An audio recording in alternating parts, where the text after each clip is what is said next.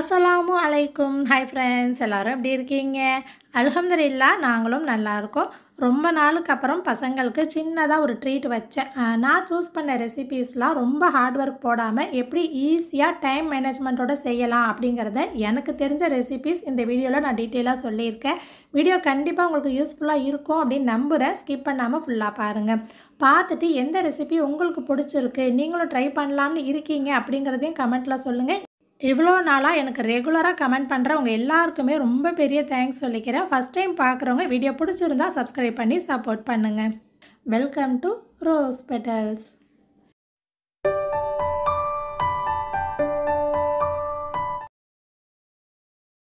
இன்றைக்கி ஸ்டார்டர்லேருந்து டெசர்ட் அந்த இனிப்பு வரைக்கும் டேஸ்ட்டாக இருக்கணும். அதே சமயம் எனக்கு ஈஸியாக இருக்கிற மாதிரி தான் சூஸ் பண்ணியிருந்தேன். பசங்க 2 பேருக்குமே சிக்கன் பிடிக்கும். அதனால் தந்தூரி சிக்கன் பண்ணிடலாம். ஓவன் இல்லாமல் வீட்டில் எப்படி செய்கிறதுன்னு பார்க்கலாம். ஏன்னா பெரிய பெரிய பீஸாக போடணும். அதுவே டீப் ஃப்ரை பண்ணால் டேஸ்ட்டும் மாறும். ஷாலோ ஃப்ரை பண்ணால் உள்ளுக்குள்ளே வேகாது இல்லையா? ஸோ ஒரு சின்ன ட்ரிக் நான் ஃபாலோ பண்ணியிருக்கேன். என்னன்னு சொல்கிறேன். அதுக்கு முன்னாடி நம்ம மசாலா பெரட்டி வச்சிடலாம். 2 டீஸ்பூன் அளவுக்கு உப்புத்தூள், 5 டேபிள் ஸ்பூன் அளவுக்கு மந்தி மசாலா. நான் இன்ஸ்டண்ட்டாக வாங்கினது யூஸ் பண்ணியிருக்கேன். வீட்லேயே நம்ம மந்தி மசாலாவும் ரெடி பண்ணலாம். நம்ம சேனலில் மந்தி பிளேலிஸ்ட்டே தனியாக கொடுத்துருக்கேன். அதில் வேணும்னா செக் பண்ணி பாருங்கள். அப்படி இல்லைனா தந்தூரி மசாலானே கடையில் விற்கிது, அதையுமே நீங்கள் யூஸ் பண்ணலாம். இல்லைனா போன வீடியோவில் ஷேர் பண்ணியிருந்தால சிக்கன் 65 மசாலா, அந்த மசாலா கூட நீங்கள் சேர்த்துக்கலாம். 2 டேபிள் ஸ்பூன் அளவுக்கு காஷ்மீர் மிளகாய்த்தூள், 1/4 டீஸ்பூன் மஞ்சள் தூள், 2 டேபிள் ஸ்பூன் இஞ்சி பூண்டு பேஸ்ட்டு, 1 டீஸ்பூன் இந்த மாதிரி கசூரி மெத்தியை கையில் கசக்கி சேர்த்துக்கோங்க. கண்டிப்பாக சேர்த்துக்கோங்க, அப்போ தான் ஃப்ளேவர் வரும். 1 டேபிள் ஸ்பூன் அரை மூடி எலுமிச்சப்பழ சாறு, 1 டீஸ்பூன் அளவுக்கு வினிகர், 2 டேபிள் ஸ்பூன் தயிர். இந்த 3 பொருளுமே சிக்கனை நல்லா சாஃப்டாக்கி கொடுக்கும். வினிகர் இல்லைன்னா பரவாயில்ல, மற்ற 2 பொருளும் சேர்த்துக்கோங்க. தண்ணி சேர்க்க வேணாம். நல்லா மிக்ஸ் பண்ணிவிட்டு சிக்கன் பீஸ் நடுவில் சின்ன சின்னதாக அந்த கீரல் ஸ்லைஸ் போட்டிருக்கேன். எல்லாத்தையும் ஒன்றா சேர்க்காம ஒரு பீஸ் சேர்த்து நல்லா மசாலா பெரட்டிட்டு அதுக்கப்புறம் ஒன்றா சேர்க்கலாம். குறைஞ்சது 4லேருந்து 5 மணி நேரம் மசாலாவில் ஊறி வந்தால் தான் டேஸ்ட்டு நல்லாயிருக்கும். நீங்கள் 6லேருந்து 7 மணி நேரத்துக்குள்ளே எடுத்து சமைக்க போகிறீங்க அப்படின்னா இந்த மாதிரி மசாலா பெரட்டி ஃப்ரிட்ஜ்லேயே வச்சிடலாம். இல்லை அதுக்கு மேலே ஆகும், முதல் நாளே நாங்கள் ரெடி பண்ணி வைக்கிறோம் அப்படின்னா ஃப்ரீசரில் வச்சுட்டு மறுநாள் நீங்கள் சமைக்கிறதுக்கும் 6 மணி நேரத்துக்கு முன்னாடி எடுத்து ஃப்ரிட்ஜில் வச்சுருங்க. அப்போ கூலிங் போய் கரெக்டாக இருக்கும். அடுத்தது இன்னொரு ஸ்டார்டருக்கு மசாலா பெரட்டி வைக்கணும். வஞ்சரம் மீன் எடுத்திருக்கேன். முள் இல்லாத மாதிரி எந்த மீன் வேணுமோ எடுத்துக்கலாம். நான் ஃபிஷ் ஃபிங்கர் பண்ணலாம் அப்படின்னு சொல்லிட்டு எடுத்தேன். இது ஃபிஷ் ஃபிங்கருக்காக வாங்கினதில்லை, வீட்டில் நம்ம யூஸ் பண்ணுறதுக்காக வாங்கினது. அதனால தான் பீஸ் போட்டு வாங்கிட்டு வந்திருக்காங்க. எனக்கு ஸ்டார்டிங்கில் கொஞ்சம் கட் பண்ணி அந்த ஃபிஷ் ஃபிங்கர் மாதிரி ஷேப் கொண்டு வர்றதுக்கு கொஞ்சம் கஷ்டமாக இருந்துச்சு. நீங்கள் வாங்கும் போதே ஒரு விரல் பெருசுக்கு ஒரு ஒடுக்கமாக கட் பண்ணி வேணும் அப்படின்னு சொல்லி கேட்டிங்கன்னா கட் பண்ணி கொடுப்பாங்க. அப்படி இல்லைனா நீங்கள் அந்த மாதிரி ஸ்லைஸ் போட்டு எடுத்துக்கோங்க. இவ்வளோ நாளாக நம்ம ஏன் இந்த ரெசிபி ட்ரை பண்ணாமல் விட்டோம் அப்படின்னு தான் யோசித்தேன். அதுவும் அந்தமானில் இருக்கேன். வஞ்சரம் மீனும் ரொம்ப ஈஸியாக கிடைக்குமா, அடிக்கடி வாங்குறது. ஸோ அப்படி இருந்தும் நம்ம ஏன் ட்ரை பண்ணல அப்படின்னு தான் நினச்சேன். அந்தளவுக்கு சிம்பிள், ஈஸி, ரொம்ப டேஸ்ட்டாக இருக்கும். பசங்களுக்கு பிடிக்கும். இன்கேஸ் உங்கள் பசங்க மீன் சாப்பிட மாட்றாங்க அப்படின்னா இந்த மாதிரி செஞ்சு கொடுத்து பாருங்கள். ஓரளவு ஃபிஷ் ஃபிங்கர் மாதிரி ஷேப் கொண்டு வந்துட்டேன். ஒன்று கட்டையாக இருந்துச்சு, ஒன்றும் பிரச்சனை இல்லை. இது 1/2 கிலோ கிட்ட இருக்கும். இதுக்கு மசாலான்னு பார்த்தீங்கன்னா 1 முட்டை, 1/2 டீஸ்பூன் உப்பு, 1 டீஸ்பூன் மிளகுத்தூள், 1/4 டீஸ்பூன் மஞ்சள் தூள், 1/2 டீஸ்பூன் ஜீரகத்தூள், 1 டீஸ்பூன் மிளகாய்த்தூள், 1 டீஸ்பூன் மல்லித்தூள், 1 டீஸ்பூன் அளவுக்கு இஞ்சி பூண்டு பேஸ்ட் எல்லாமே சேர்த்துட்டு நல்லா மிக்ஸ் பண்ணிடணும். இது கூட லெமன் சேர்க்கணும். நான் சுத்தமாக மறந்துட்டு அப்புறமா சேர்த்துருக்கேன். நீங்கள் இப்போவே லெமனும் அரை மூடி புளிஞ்சு சேர்த்துக்கோங்க. அப்புறம் இது ஆட்டா மாவு. இதில் மைதா மாவு சேர்க்கணும். நானே யூடியூப் வீடியோஸ் பார்த்து தான் ட்ரை பண்ணேன். வீட்டில் மைதா வாங்கி வைக்கிறது இல்லை. நான் வாங்கிட்டு வர சொல்லியிருக்கேன் ஈவினிங் மாவு பிசைகிறதுக்கு. ஸோ அது வரையும் இல்லையேன்னு சொல்லிவிட்டு நான் ஆட்டா மாவு சேர்த்துட்டேன். ஆட்டா மாவும் நல்லா தான் இருக்குது. ஒரு 2 டீஸ்பூன் சேர்த்து நல்லா மிக்ஸ் பண்ணிவிட்டு நான் எப்போதும் சிக்கன் மசாலா பெரட்டுற மாதிரி போட்டு பெரட்ட ஆரம்பித்தேன். மீன் உடஞ்சிச்சு. அதனால் கொஞ்சம் ஸ்லோவாக ஒன்றா எடுத்து பொறுமையாக பெரட்டினேன். ரெஸ்டாரண்ட் போகும்போது பசங்க ஃபிஷ் ஃபிங்கர் கேட்பாங்களா, ஆர்டர் போட்டு கொண்டு டேபிளில் வைப்பாங்க. அந்த ஒரு பிளேட்டில் பார்த்திங்கன்னா 6-7 பீஸ் தான் இருக்கும். ஆளுக்கு ஒரு கை போட்டோம் அப்படின்னா காலி ஆயிரும். எனக்கு தெரிஞ்ச ஃபிஷ் ஃபிங்கர் ரேட்டும் கூட. ஆனால் வீட்டில் செய்யும்போது 1/2 கிலோ, இது 1/2 கிலோ மாதிரி இல்லை, ஒரு 3/4 கிலோ இருக்கும்னு நினைக்கிறேன். எனக்கு சரியாக எடை தெரியல. இந்த அளவுக்கு மீனுக்கு இந்த அளவு ஃபிஷ் ஃபிங்கர் வரும்னு நான் நினச்சி கூட பார்க்கல. இன்ஷால்லா இனிமேல் அடிக்கடி செஞ்சு தரேன் அப்படின்னு சொல்லிட்டு இருந்தேன். ஸோ மீனும் சிக்கனும் ரெண்டுமே மசாலா பெரட்டி ஃப்ரிட்ஜில் வச்சுட்டேன், காலையிலேயே வச்சுட்டேன்.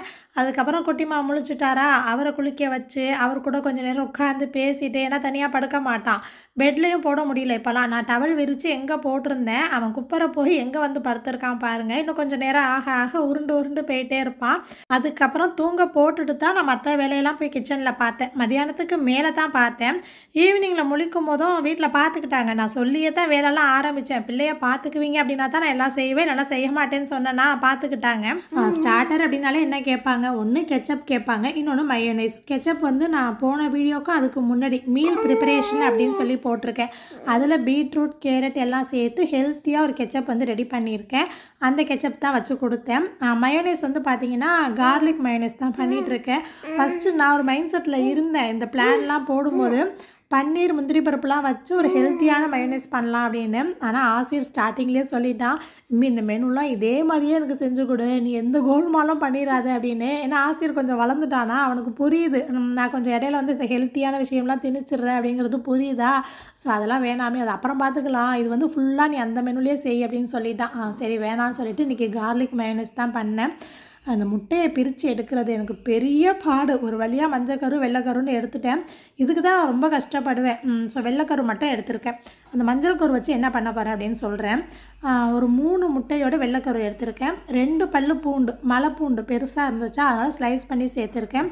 1 டீஸ்பூன் மிளகுத்தூள், 1 டீஸ்பூன் எலுமிச்சப்பழ சாறு, 1/2 டீஸ்பூன் அளவுக்கு என்ன சேர்த்தா உப்பு வந்து ரொம்ப கம்மியாக சேர்க்கணும். ஏன்னா மயோனைஸ் பொறுத்த வரைக்கும் தூக்கலாக காட்டிடும். நீங்கள் வந்து ஒரு கிளாஸில் ஒரு பவுலில் எதில் முட்டை எடுக்கிறீங்களோ, இந்த வெள்ளைக்கரு எடுக்கிறீங்கல்ல, அதை விட 3 பங்கு அதிகமாக சமையல் எண்ணெய் ரீஃபைண்ட் ஆயில் எடுக்கணும். அதை ஒரே பேட்சாக சேர்க்காமல் கொஞ்சம் கொஞ்சமாக சேர்த்து அடிச்சுக்கிட்டே வரணும். மிக்சியில் அடிக்கும் போது ஒரே ஒரு ஸ்டெப்பு மட்டும் ஃபாலோ பண்ணிகிட்டே இருங்க. ஃபஸ்ட்டு பல்ஸில் விட்டுட்டு அதுக்கப்புறம் 1ஆம் நம்பர், பல்ஸில் விட்டுட்டு 1ஆம் நம்பர், இதையே தான் மாற்றி மாற்றி அடிக்கணும். கண்டினியூவாக அடிக்கக்கூடாது, 3ஆம் நம்பர் வரைக்கும் கொண்டு போகக்கூடாது. அப்போ வந்து அது லிக்யூடாக தான் ஆகிட்டே இருக்குமே தவிர திக்காக ஆகாது. ஒரு நிமிஷத்துக்கு பல்ஸ்லேயும் 1ஆம் நம்பர்லேயும் விட்டு அடிச்சுட்டு அதுக்கப்புறம் எண்ணெய் எடுத்து வச்சுருந்தோம் இல்லையா, அதுலேருந்து 2வது பேட்ச் வந்து சேர்த்துருக்கேன். மறுபடியும் அதையே ரிப்பீட் பண்ணியிருக்கேன். அதுக்கப்புறம் மறுபடியும் 3வது பேட்ச் வந்து சேர்க்கலாம். நீங்கள் இன்கேஸ் நீங்கள் அடிச்சுக்கிட்டே இருக்கும்போது இந்த மாதிரி லிக்யூடாகவே இருக்குது, திக்காக வரல அப்படின்னா 1 டீஸ்பூன் மட்டும் எண்ணெய் சேர்த்துக்கோங்க, அதிகமாக சேர்க்க வேணாம். சேர்த்துட்டு மறுபடியும் அதை ரிப்பீட் பண்ணிங்கன்னா திக்கான மயோனைஸ் ரெடி ஆயிரும். இப்போ நான் 1 டீஸ்பூன் மட்டும் கடைசியில் சேர்த்தேன்னா இப்போ உங்களுக்கு பார்க்கும்போதே தெரியும் எந்த அளவுக்கு திக்காக இருக்குது அப்படின்னு. குட்டிமாவை கையில் வச்சுக்கிட்டு தான் நான் பேசிகிட்டு இருக்கேன்னா, நான் எப்போதும் அவன்கிட்ட பேசுகிற மாதிரியே பேசுகிறேன்னு நினச்சிக்கிட்டு எனக்கு சொல்லிகிட்டு இருக்கான். கொஞ்சம் அட்ஜஸ்ட் பண்ணிக்கோங்க. ஸோ இப்போது மயோனைஸ் பார்த்தாக்கா உங்களுக்கு தெரியும் நல்லா திக்காக இருக்குது இல்லையா. லெமன் சேர்த்துருக்கிறதுனால ஒரு 2 நாள் வரைக்கும் கெட்டு போகாது, வெளியில் வைக்க முடியாது. நான் ஒரு சின்ன டப்பாவில் தனியாக வச்சு ஃப்ரிட்ஜில் எடுத்து வச்சுருக்கேன். ஏன்னா நாளைக்கு பிள்ளைங்களுக்கு ஸ்கூலுக்கு வந்து சாண்ட்விச் செய்யும் போது இந்த மயோனைஸ் போட்டு செஞ்சு கொடுத்துருவேன். மஞ்சள் கருவோட அந்த முட்டையோட மஞ்சள் கரு மட்டும் எடுத்து வச்சோம்ல, அதை வச்சு என்ன ரெசிபி பண்ணுறேன்னு காட்டுறேன். ஸோ இந்த ரெசிபிக்கு கரெக்டான அந்த ப்ரொசீஜரை ஃபாலோ பண்ணிங்கன்னா உங்களுக்கும் பர்ஃபெக்டாக வரும். நான் ஃபஸ்ட்டு ஒரு பேனில் 1/4 கப் அளவுக்கு சீனி சேர்த்துருக்கேன். சீனி வந்து கேரமலைஸ் பண்ணணும். கேரமல் புட்டிங் வந்து நான் அடிக்கடி செய்வேன், பிள்ளைங்களுக்கும் பிடிக்கும். ஆனால் அது சில்லுன்னு சாப்பிட்டா தான் அவங்களுக்கு பிடிக்கும். ஸோ இந்த கிளைமேட்டுக்கு செட் ஆகாதா, அதனால் பட்டர்ஸ்காட்ச் புட்டிங் பண்ணலாம் அப்படின்னு மாற்றிட்டேன். சீனியில் வந்து 25 கிராம் அளவுக்கு அன்சால்ட்டட் பட்டர் சேர்த்துருக்கேன். பட்டர் வந்து நல்லா அந்த மாதிரி எல்லா இடமா பரட்டி விட்டிங்க அப்படின்னா அந்த ஹீட்லேயே வந்து மெல்ட் ஆயிரும். குறிப்பாக கேரமல் பண்ணும்போது கருக விட்டுறாதீங்க, அப்புறம் கசந்த மாதிரி போயிடும். கரெக்டாக 1/2 லிட்டர் பாக்கெட் பாலை நல்லா காய்ச்சி வச்சுருக்கேன். தண்ணி சொட்டு கூட சேர்க்கவே கூடாது. 1/2 லிட்டர் பால் வந்து காய்ச்சினதுக்கப்புறம் ஒரு 400 ml ஆயிரும். ஸோ அந்த அளவுக்கு பால் வந்து எடுத்து வச்சுருக்கேன். பட்டர் நல்லா மெல்ட் ஆனதுக்கப்புறம் அப்படியே அந்த பாலை வந்து சேர்த்துடலாம். ஸோ பால் வந்து சூடாக இருக்கிறது ஆறுறது அதெல்லாம் ஒன்றும் பிரச்சனை கிடையாது. சேர்த்துட்டு 1/4 கப் அளவுக்கு சீனி சேர்த்துருக்கேன். சீனி நல்லா கரைஞ்சதுக்கப்புறம் அப்படியே ஆற வச்சிடலாம். நல்லா ஆறுனதுக்கப்புறம் தான் நம்ம முட்டை சேர்க்கணும். இது ஆறட்டும். அதுக்குள்ளே பட்டர் நானுக்கு மாவு பிசைஞ்சிடலாம். ஈஸ்ட்டு சேர்க்காம நானுக்கு எப்படி செய்கிறதுன்னு பார்க்கலாம். 2 கப் அளவுக்கு ஆட்டா மாவு, 1/2 கப் அளவுக்கு மைதா மாவு எடுத்திருக்கேன். வெறும் ஆட்டா வெறும் மைதா அந்த மாதிரி கூட சேர்க்கலாம். நான் மிக்ஸ் பண்ணி எடுத்திருக்கேன்.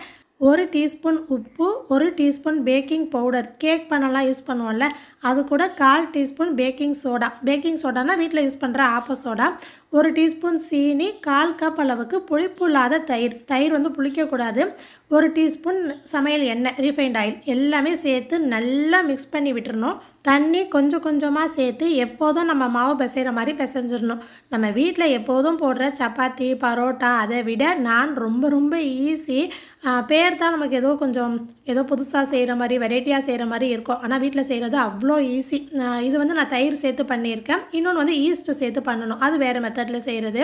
இப்படியே நான் போட்டாலும் நல்லாயிருக்கும். இந்த மாவு கூட 2 டேபிள் ஸ்பூன் பட்டர் சேர்த்து பிசைஞ்சு அப்படியே நம்ம வைக்கலாம். ஸோ நம்ம இஷ்டம். நான் எடுத்த மாவோட அளவுக்கு மீடியம் சைஸில் 10லேருந்து 12 நான் வந்துச்சு. ஸோ நீங்கள் உங்கள் தேவைக்கு ஏற்ற மாதிரி அட்ஜஸ்ட் பண்ணிக்கோங்க. ஒரு துணி போட்டு தண்ணி தெளித்து ஒரு 2 மணி நேரம் அப்படியே மூடி வச்சுட்டேன். அதுக்குள்ளே நம்ம மற்றதெல்லாம் ரெடி பண்ணிடலாம். மயோனைஸ் பண்ணும்போது முட்டையோட மஞ்சள் கரு வச்சுருந்தேன் இல்லையா, அது கூட 2 முழு முட்டை சேர்த்துருக்கேன். நீங்கள் வந்து மயோனைஸ் பண்ணலை, இந்த ரெசிபி மட்டும் ட்ரை பண்ண போகிறீங்கன்னா 3லேருந்து 4 முட்டை எடுத்திங்கன்னா கரெக்டாக இருக்கும். நல்லா பீட் பண்ணி வச்சுட்டு 1 சிட்டிகை அளவுக்கு உப்பு, 2 ட்ராப்ஸ் அளவுக்கு வெண்ணிலா எசன்ஸ் இல்லைன்னா ஏலக்காய் தூள் வந்து கொஞ்சமாக 1 சிட்டிகை சேர்த்துக்கலாம். நல்லா பீட் பண்ணிவிட்டு நம்ம காய்ச்சி வச்சுருந்தோம் இல்லையா பட்டர் ஸ்காட்சு, அதை அப்படியே சேர்த்துலாம். இது நல்லா ஆறி இருக்கணும். சூடாக சேர்த்திங்க அப்படின்னா முட்டை வந்து அந்த சூடுலேயே வெந்து போயிடும். இதே மெத்தடில் நீங்கள் முட்டை சேர்க்காம கடல் பாசி காய்ச்சி சேர்த்திங்க அப்படின்னா சூப்பராக இருக்கும். என்னோடய இஃப்தார் விலாகில் வந்து நான் ஷேர் பண்ணியிருப்பேன் பட்டர் ஸ்காட்ச் புட்டிங் அப்படின்னு. ஸோ சேம் இதே மெத்தட் தான், கடல் பாசி சேர்க்கணும். இதில் நம்ம முட்டை சேர்த்துருக்கோம். இந்த மாதிரி ஒரு கேக் டின்னில் பட்டர் வந்து லேசாக அப்ளை பண்ணிவிட்டு வடிகட்டி சேர்த்துக்கோங்க. எப்போதுமே மேலே மூடுறதுக்கு அலுமினியம் ஃபாயில் வச்சு தான் கவர் பண்ணுவேன். அதுதான் எனக்கு தண்ணி போகாத மாதிரி இருக்குமா, வீட்டில் இல்லை. சரி இந்த பேகை வந்து கட் பண்ணிவிட்டு இந்த பை வரும்ல அதை கட் பண்ணி ரப்பர் பேண்ட் போட்டுடலாம் அப்படின்னு ஒரு மூலையில் யோசித்தேன். அது பார்த்திங்கன்னா நகர்ந்துக்கிட்டே போச்சு, போடவும் வரல. சரி அப்புறம் கீழே ஊற்றிட போகுது அப்படின்னு சொல்லிட்டு ஒரு மூடி தேடி கண்டுபிடிச்சி எடுத்துட்டேன். இது கரெக்டாக செட் ஆகிருந்துச்சு. நீங்கள் அலுமினியம் ஃபாயில் இருந்தால் அதை வச்சு கவர் பண்ணுங்கள், இல்லைனா வந்து டிஃபன் பாக்ஸ் மாதிரி இருந்தால் கூட நீங்கள் அதில் செய்யலாம். ஒரு கடாயில் தண்ணி வச்சு ஸ்டாண்டு வச்சுட்டு இந்த மாதிரி டின்னை வந்து உள்ளே வச்சு மூடிடலாம். இடையில வந்து தண்ணி இருக்கா இல்லையான்னு ஒரு தடவை செக் பண்ணிக்கோங்க. எனக்கு வந்து சரியாக பார்த்தீங்கன்னா 25 நிமிஷம் கிட்ட ஆச்சு வெந்து வர்றதுக்கு. நடுவில் வந்து ஒரு கத்தி விட்டு பார்க்கும்போது ஒட்டாமல் வருது இல்லையா, ஸோ நல்லா வெந்துருச்சு. உங்களுக்கு ஓரத்துலேயும் பார்த்தா தெரியும், அழகாக அந்த மாதிரி விட்டுக்கிட்டே வரும். ஸோ அவ்வளோதான். இதை எடுத்துகிட்டு கொஞ்சம் ஆற விட்டு அதுக்கப்புறமா எடுக்கலாம். சூடாக இருக்கும்போது எடுக்க வேணாம். ஒரு கத்தி வச்சு ஓரத்தெல்லாம் எடுத்து விட்டுட்டு அதுக்கப்புறமா எடுத்தேன். ஸோ அவ்வளோதான், அவ்வளோ சூப்பராக வந்துருந்துச்சு. நான் வந்து மெலிசா தான் ஊற்றிருந்தேன்னா, இன்னும் கொஞ்சம் சின்ன டின்னாக இருக்குது அப்படின்னா இன்னும் கொஞ்சம் திக்னஸ் வந்து மொத்தமாக இருக்கும். ஸோ உங்களுக்கு எப்படி டேஸ்ட்டு பிடிக்குமோ அந்த மாதிரி பண்ணிக்கோங்க. இதுவே வந்து கரெக்டாக தான் இருந்துச்சு. நான் ஸ்லைஸ் போடும்போதே உங்களுக்கு தெரியும், அப்படியே கத்தியை வச்சோன்னே போயிட்டே இருந்துச்சு. அவ்வளோ ஸ்மூத்தாக சாஃப்டாக இருக்கும். இதில் நம்ம மில்க் மெய்டு சேர்க்கலை, தேங்காய் பால் சேர்க்கலை, பட்டர் மட்டும்தான் நம்ம வெளியில் வாங்கி சேர்த்தோம். மற்றது எல்லாம் வீட்டில் இருக்கிற பொருள். ரொம்ப சூப்பராக மஸ்ட்டு ட்ரை. கண்டிப்பாக பிள்ளைங்களுக்கு செஞ்சு கொடுங்க.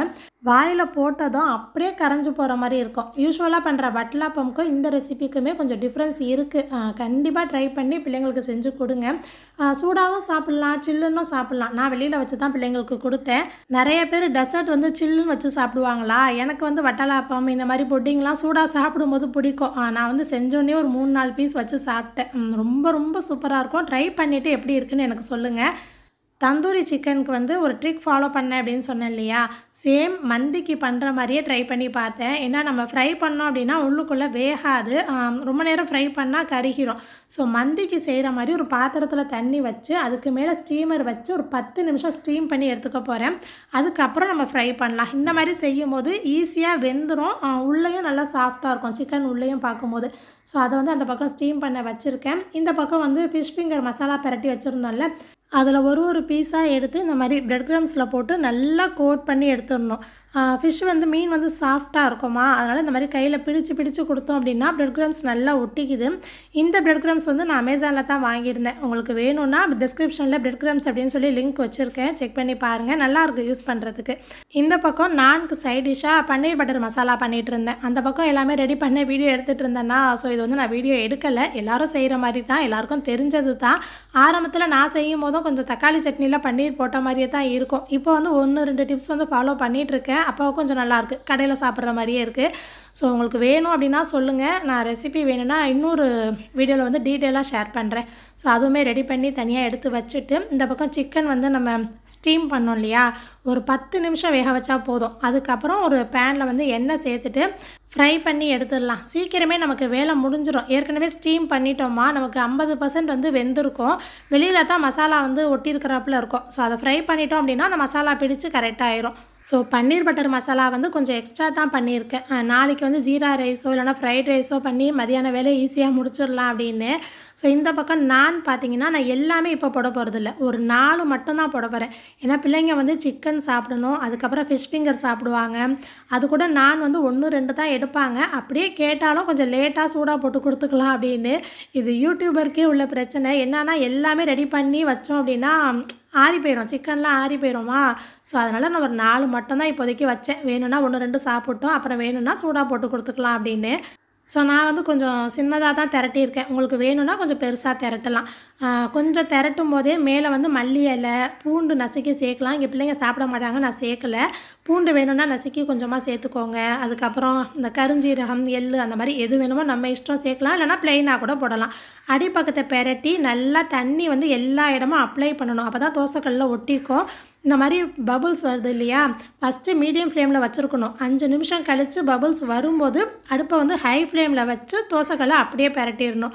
பெரட்டி ஒரு 30 செகண்டுக்கு காமிச்சோம் அப்படின்னா மேல் பக்கம் எல்லாமே இந்த மாதிரி செவந்து வந்துடும். சூடாக இருக்கும் போதே மேலே வந்து கொஞ்சம் பட்டர் வந்து அப்ளை பண்ணிடலாம். நீங்கள் இதே மெத்தட்லேயே செஞ்சு பாருங்களேன், எந்த அளவுக்கு சாஃப்டாக இருக்குன்னு உங்களுக்கே தெரியும். ஆறி போனாலுமே இதே சாஃப்டோடு இருக்கும். அந்த அழுத்தமாக கல் மாதிரிலாம் ஆகாது. ஸோ நான் பிச்சு காட்டுறேன் பாருங்கள். ப்ரெட்டு மாதிரி இருக்குது இல்லையா, ஸோ உள்ளுக்குள்ளே பார்க்கும்போது உங்களுக்கு தெரியும் வெந்திருக்கா இல்லையான்னு. உள்ளேயும் ஃபுல்லாக வெந்திருக்கு. ஸோ நான் உங்களுக்கு வீடியோவில் காட்டுறதுக்காக தான் ஒன்று வந்து ஃபுல்லாக பிச்சுட்டேன். இதை வந்து நான் தான் சாப்பிட்டேன் கடைசியில். ஸோ இப்போ பார்த்தீங்க இல்லையா, உள்ளெல்லாம் வெந்திருக்கும். ஸோ இதே மெத்தட்லேயே இதே மாதிரியே ட்ரை பண்ணி பாருங்கள். ஆறி போனாலும் சாஃப்டாக இருக்கும், அதுதான் முக்கியம். நீங்கள் போடும்போதே இந்த மாதிரி பபுள்ஸ் வரும். ஸோ கொஞ்சம் மெலிசாக திரட்டினீங்க அப்படின்னா இந்த மாதிரி அழகாக வந்து உப்பி வரும். இப்போ உப்பி வந்திருக்கு பாருங்கள். ஸோ இதில் வந்து நான் எதுவுமே சேர்க்கல, ப்ளெயினாக தான் வச்சுருக்கேன். இந்த மாதிரி செஞ்சுட்டு எடுத்துகிட்டு மேலே வந்து பட்டர் அப்ளை பண்ணிடுங்க. சூடாக இருக்கும் போதே அப்ளை பண்ணிங்கன்னா பட்டரும் நல்லா மெல்ட் ஆயிரும். ஸோ ஈஸ்ட்லாம் சேர்க்கவே இல்லை, வீட்டில் இருக்கிற பொருள் தான். கண்டிப்பாக ட்ரை பண்ணி பாருங்கள். இந்த பக்கம் வந்து சிக்கன் ஃப்ரை பண்ணிக்கிட்டே இருந்தோம் இல்லையா, ஸோ அது வந்து நான் மீடியம் ஃப்ளேமில் வச்சுருந்தேன். அதுவும் முடிய போகுது. நடுவில் ஒரு ஸ்டவ்வில் வந்து ஃபிஷ் ஃபிங்கர் ஃப்ரை பண்ணுறதுக்கு எண்ணெயை வந்து சூடு பண்ணிகிட்டு இருந்தேன். சிம்மில் தான் வச்சுருந்தேன், அது நல்லா சூடாகட்டும் அப்படின்னு.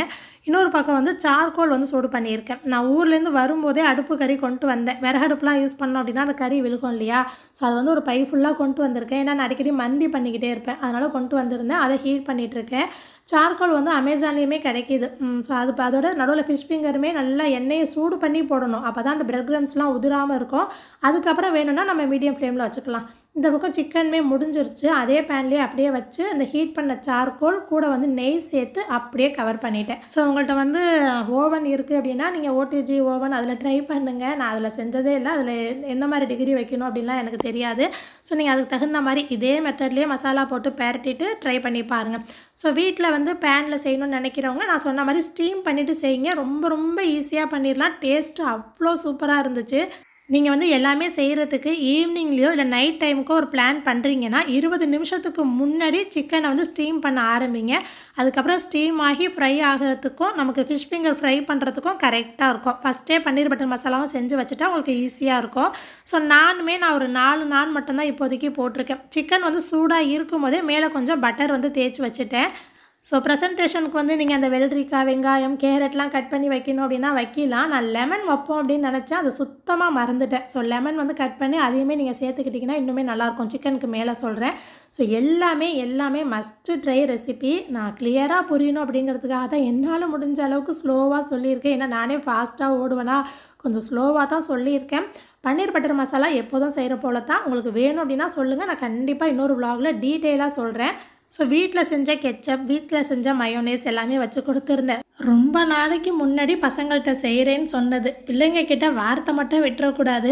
அது செஞ்சு தரேன், அது வாங்கி தரேன், அங்கே அழைச்சிட்டு போகிறேன், அந்த மாதிரி சொல்லிட்டோம் அப்படின்னா நம்ம மறந்தால் கூட பிள்ளைங்க மறக்க மாட்டாங்க. ஸோ ஒன்ஸ் ப்ராமிஸ் பண்ணிட்டோம் அப்படின்னா அதை கண்டிப்பாக எப்போவாச்சும் செஞ்சிடணும். உடனே செய்யலைனாலும் அதை செஞ்சு கொடுத்துடணும்.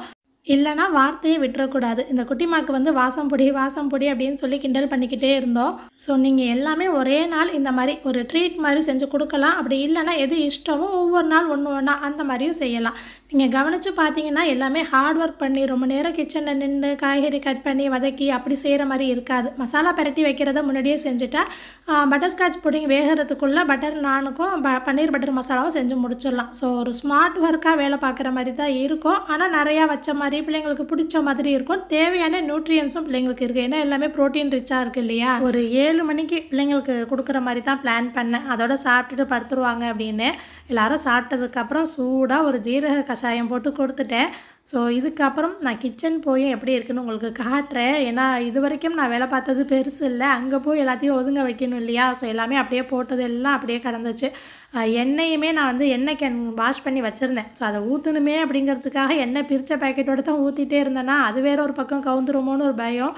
ஸோ அதுக்குள்ளே வந்து எல்லாத்தையும் எடுத்து ஃப்ரிட்ஜில் வைக்கிறது எல்லாமே பார்த்து சரி பண்ணி எடுத்து வச்சுட்டு நாளைக்கு வந்து பாத்திரம் வாஷ் பண்ணுறதுக்கு ஒரு அக்கா வருவாங்க. அதுக்கப்புறம் காலையில் யூஸ் பண்ணணும், பிள்ளைங்க ஸ்கூல் கிளப்பணும். நாளைக்கு அவங்க 11 இல்லைனா 12 மணிக்கிட்ட தான் வருவாங்க. அது வரைக்கும் கிச்சன் இப்படியே இருக்க முடியாது இல்லையா. ஸோ பிளேட்லாம் வேணும்ல. ஓரளவு கொஞ்சம் பாத்திரம்லாம் ஒதுக்கி வச்சுட்டு யூஸ் பண்ணுற பாத்திரம் பிளேட்டு டம்ளர் எல்லாத்தையுமே வாஷ் பண்ணி எடுத்து வச்சுட்டு கிச்சனை நீட் பண்ணிட்டேன். ஏன்னா அடுத்தடுத்து வந்து கிச்சனை பார்க்கணுமே, காலையில் செய்யணும் மதியானம் செய்யணுமே அப்படின்னு.